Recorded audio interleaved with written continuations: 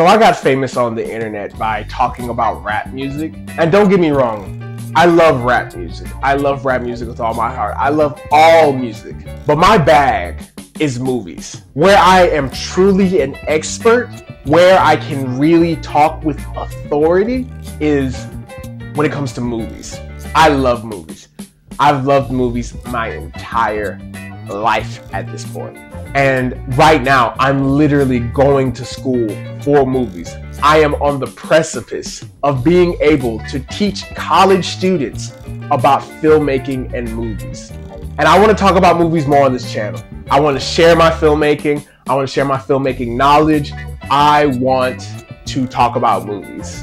I haven't been talking about movies on the internet for a while now, and I feel like I'm using only half of my brain. People are surprised that I like movies. People are surprised that I'm a filmmaker whenever I bring it up online. So I'm going to rectify that starting now. Let's start out easy. Let's start out simple. Let me just talk about some of my favorite movies with you guys. Consider this sort of the introductory lesson for my personal film school. Khalil Gamble's film school. Trademarked.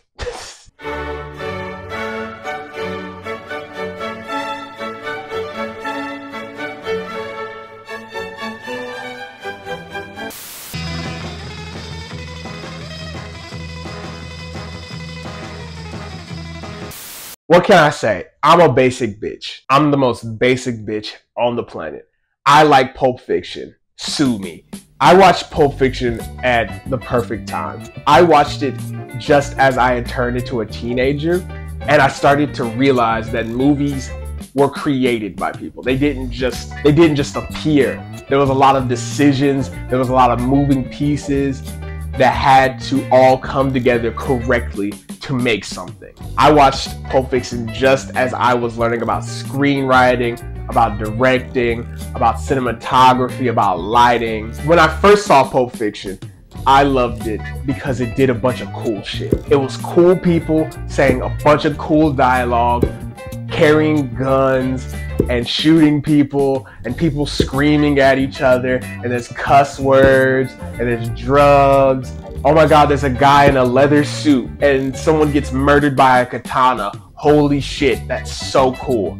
That's why I liked it when I was a teenager. Now, I like it. Why do I like Pulp Fiction now? I didn't write any of this down. I'm just going straight off the dome just to let you guys know. I like Pulp Fiction now because of years of trying to copy it and trying to capture that ineffable thing it has. I realize how much of an achievement it is. It's genuinely impressive that Tarantino pulled this off. The motherfucker is so weird and insane, but he can make a fucking movie. People have been trying to get what Pulp Fiction has for literal decades now. Pulp Fiction has seeped so deeply into the culture that's gotten to the point where literally everything, movies, media, sports, is Pulp Fiction. There's a general metatextuality and snarkiness and snideness that exists in culture now, broader culture, not American culture, but broader culture, that does not exist without Pulp Fiction. Right now, I'm not at all equipped or prepared to defend that point, but you get it, right? Now, the problematic aspects of Pulp Fiction, I'll address that later. It's so much, it's so heavy, it's so deep. The Pulp Fiction video is going to be long.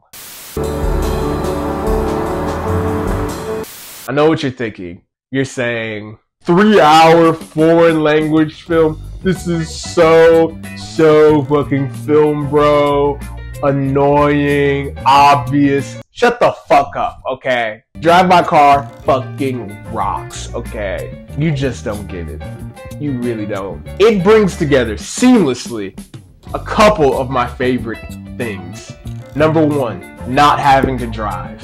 It's a dream of mine. If I could have someone just drive me around wherever I want, that would be amazing. Number two, theater. I was, and I still am, a very annoying theater major. There is some literally next level theater making in this movie, and I wish I could explain it to you.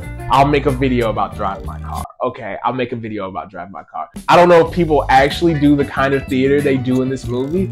If they do, they're geniuses. It has so much to say about language and theater and live production. That's amazing to me. It tickles my balls. It's so good. Also, and thirdly, it's some of the best acting of the century from everyone involved. Literally every actor in this movie is amazing. Everyone's acting is so good. From people who have maybe 3 lines to the absolute lead, they're all perfect. And it looks beautiful. It's framed beautifully. I could go literally 2 hours dick riding every little bit of this movie, and I might. Everyone on the planet should watch Drive My Car. There should be mass screenings of Drive My Car where 3,000 people attend. It's that damn good. Watch Drive My Car. When Harry Met Sally. That movie feels like a warm hug. It just makes you feel so good. It just makes you feel good. It makes you feel hopeful about love and life. And it's not corny. It's not overly sentimental. It's just good. It's just great. It's just a masterpiece.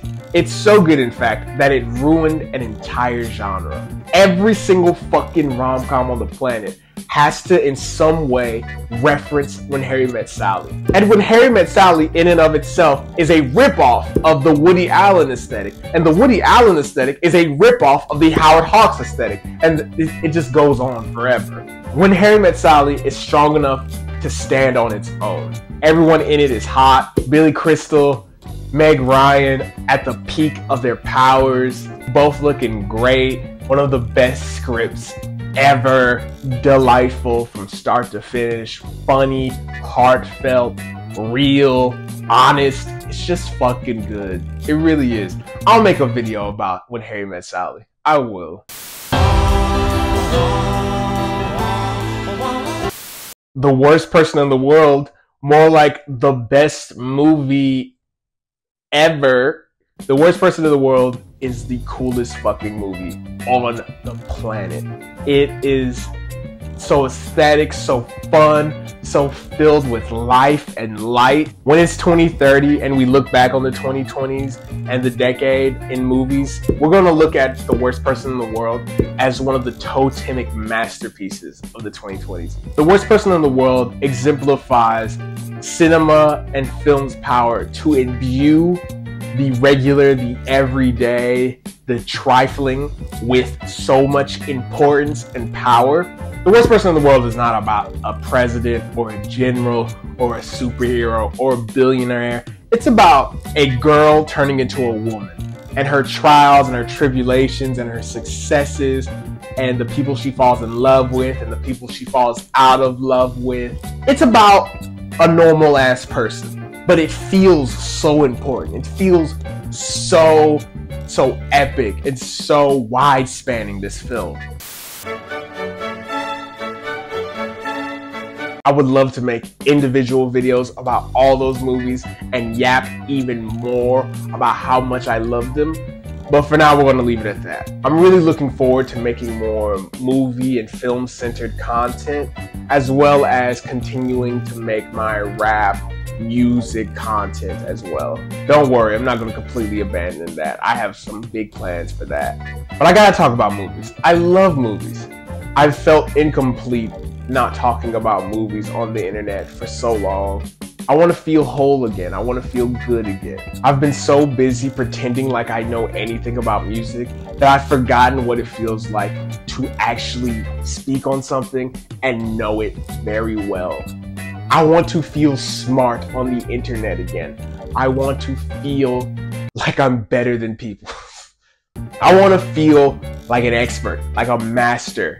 I am about to be able to teach college students about movies. Why am I not talking about movies on the internet? We're going to fix that, I assure you. I want to share my filmmaking knowledge with the world, whether they like it or not. I don't care. You're going to hear me yap about movies. I promise you.